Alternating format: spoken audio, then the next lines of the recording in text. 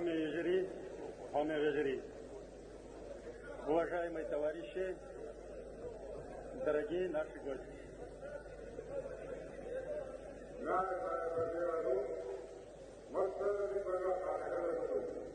Я искренне поздравляю вас и себя с первыми часами и первым днем гражданства суверенного государства.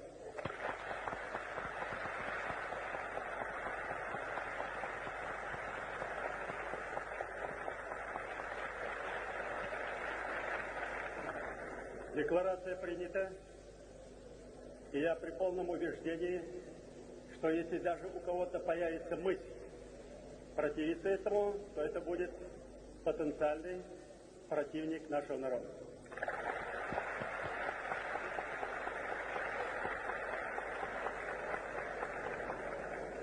Но представители народа, делегаты съезда взяли на себя чрезвычайную ответственность. Объявить, оказывается, не так сложно, но есть в народе мудрая поговорка: кинжал без нужды не виноват, вынул, применяй.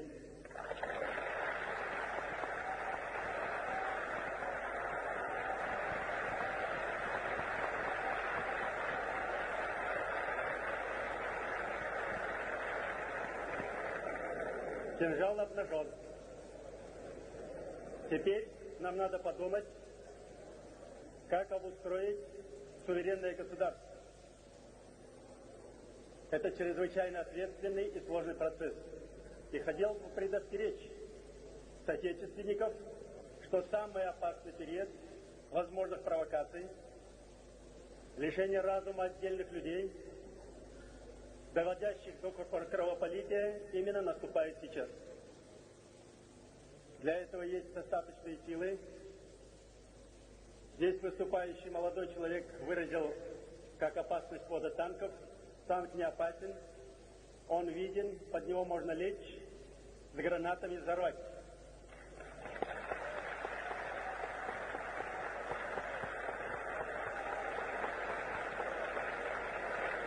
Есть силы поопаснее всех танков, самолетов и любого оружия. Семиэтажные здания, которые стоят на следующей улице, если даже в каждом кабинете из них сидит один человек, можно себе представить, какие силы для этой республики. Ни в одной союзной республике нет такого потенциала, даже по зданию, наверное, еще и вниз, в земле пару этажей.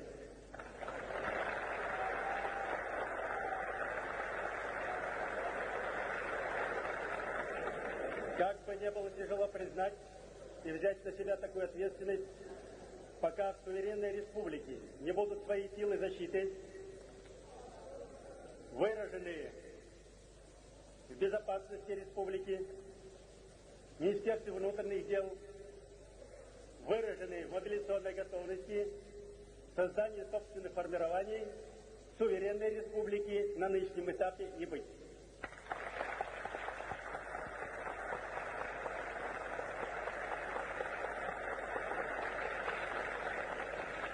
Это подтверждает ход событий, развернувшейся борьбы во всех регионах. И, как здесь было сказано, теперь надо действовать и помощи извне не ждать. Если мы предъявляем счет, мое личное убеждение, что надо ближе держаться России, где парламент передовой, где дееспособные силы, силы демократии и задающий генератор перестройки. Союзному ведомству предъявить все счета, о которых мы говорим, по ущербу, который понес наш малый, бедный народ на этой земле.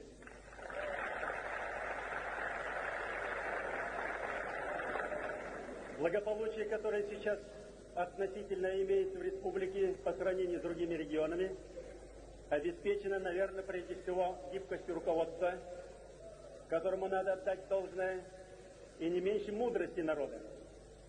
Красивая земля, один из самых благодатных уголков, всегда природа рождает красивых людей. Душой, телом, духом, волей, характером, всеми природными положительными качествами.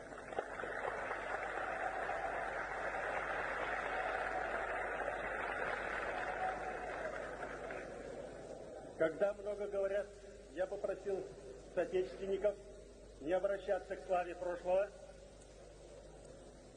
О них, об этой славе сказано лучшими людьми России из всех стран мира.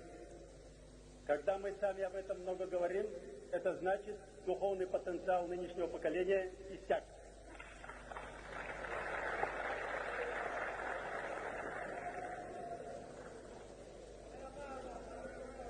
Считалось бы, значит, у меня есть много предложений,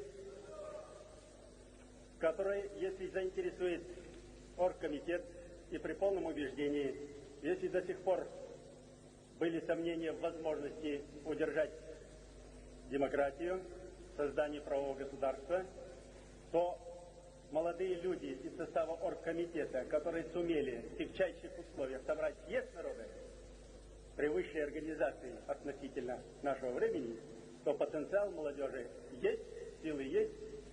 Остальные предложения по парламенту, если их заинтересует руководство и оргкомитет, я передам письменно.